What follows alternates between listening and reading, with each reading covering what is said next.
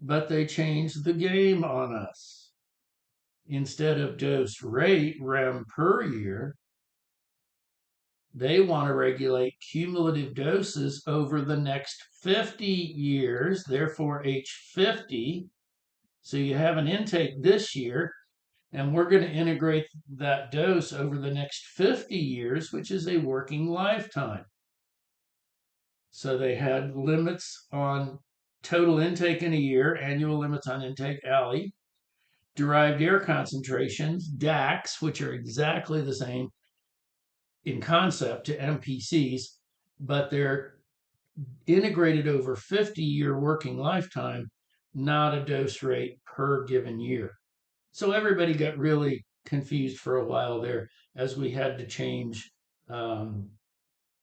systems in the mid 1990s here in the United States.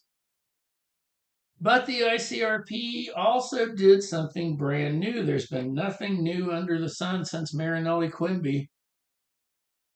It's just they changed what symbols look like, but they introduced a new quantity. So we got absorbed dose, gray, dose, equivalent dose, sievert. Now we're going to have a third quantity called effective dose. So you look at the 50-year integrated equivalent dose in sievert, and then each organ is given a tissue weighting factor. The effective dose in sievert is the absorbed dose in gray multiplied by the radiation weighting factor.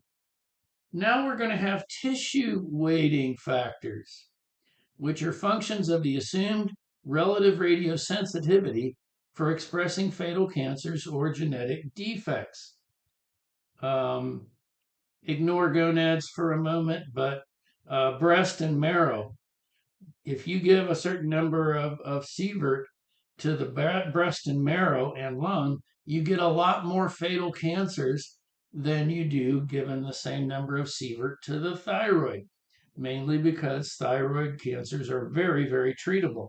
Very few people die of thyroid cancer unless they simply don't get any, they just don't go to the doctor.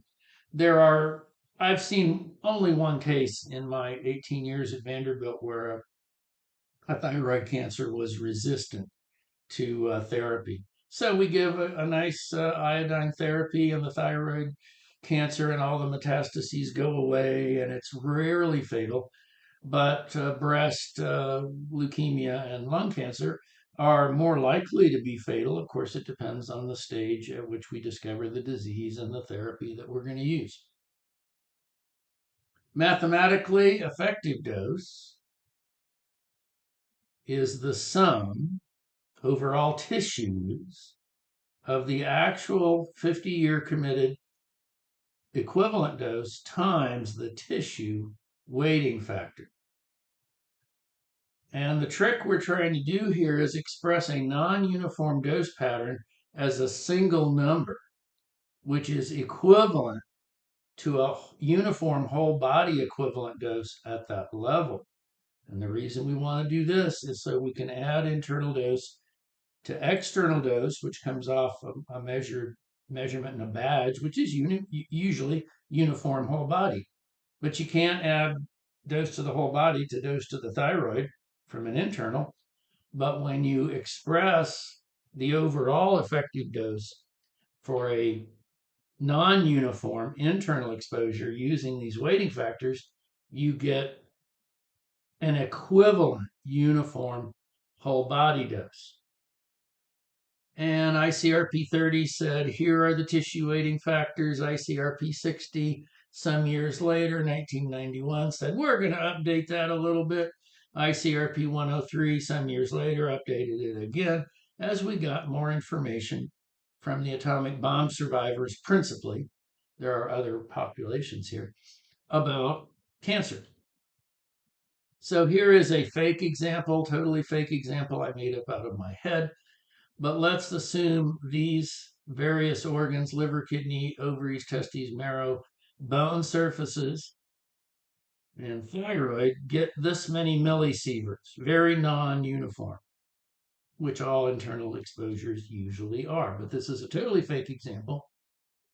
But you take each organ, actual committed dose equivalent from the previous table, multiply by the tissue weighting factor. These are the icrp 30 values, just as an example. But you take this times this, and you get this. Kidneys 0.06 times 0.3, you get this. You add up all of these various terms, you get a single number. 0.1188. Too many significant figures, I know. But what does that mean?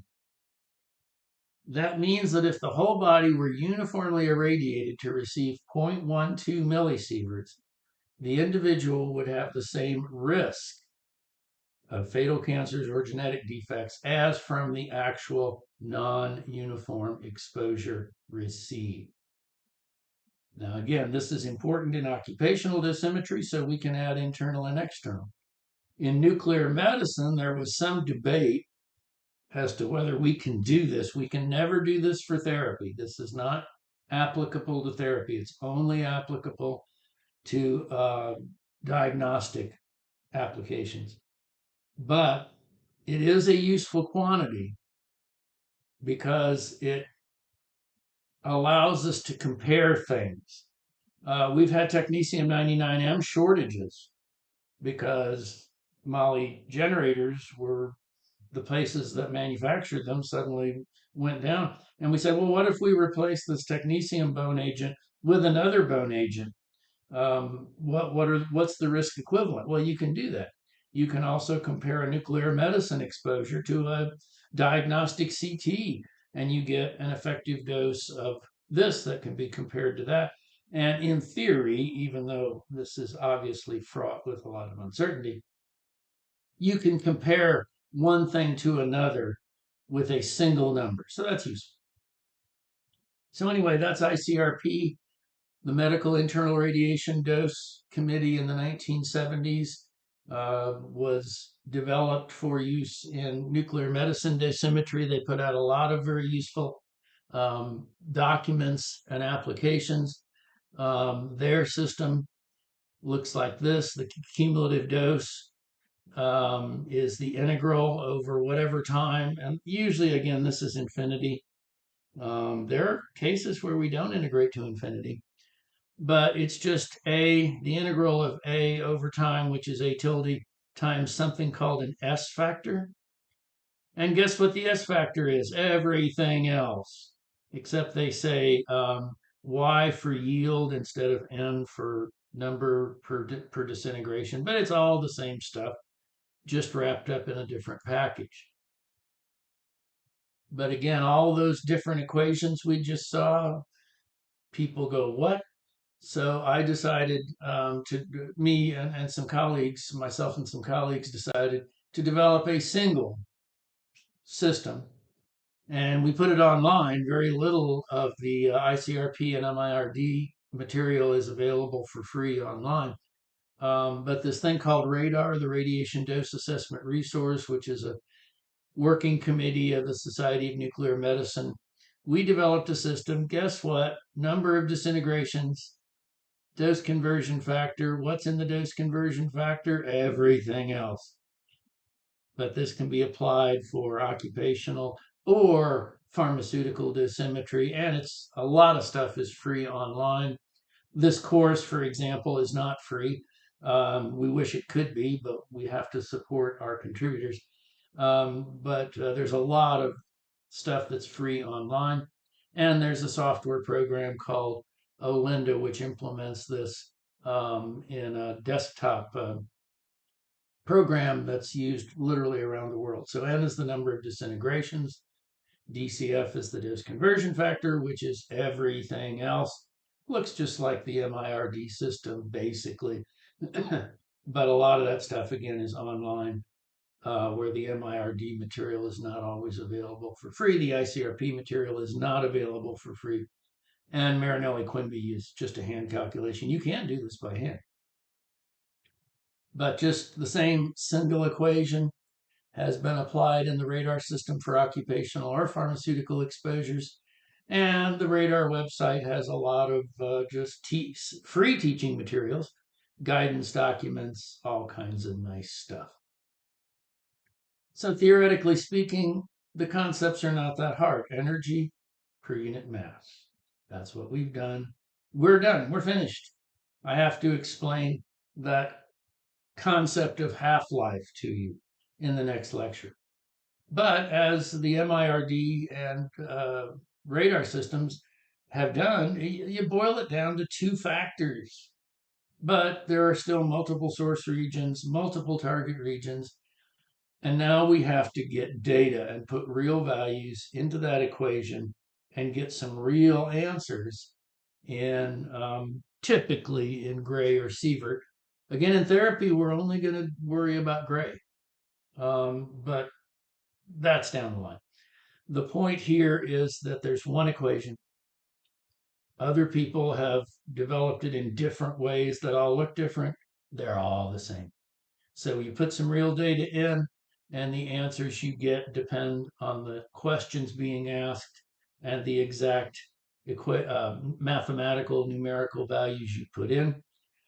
And in nuclear medicine, there are no regulations. I mean, to get a new drug approved, our Food and Drug Administration in the United States has to look at dose, but there's no dose limits.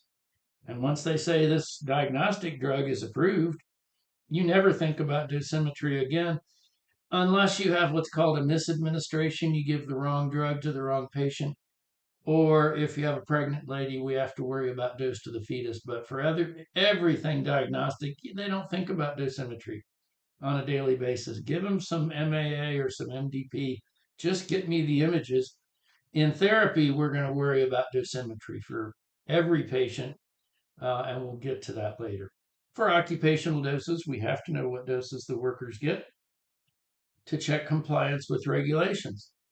So we can, in the occupational world, we actually flip the equation around and we say, what's the dose we are allowed to get? Therefore, what activity is the worker allowed to take in?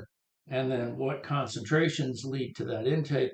That's the occupational world, but we're not going to deal with that in this course. Just pharmaceutical dosimetry, diagnostic, or therapeutic.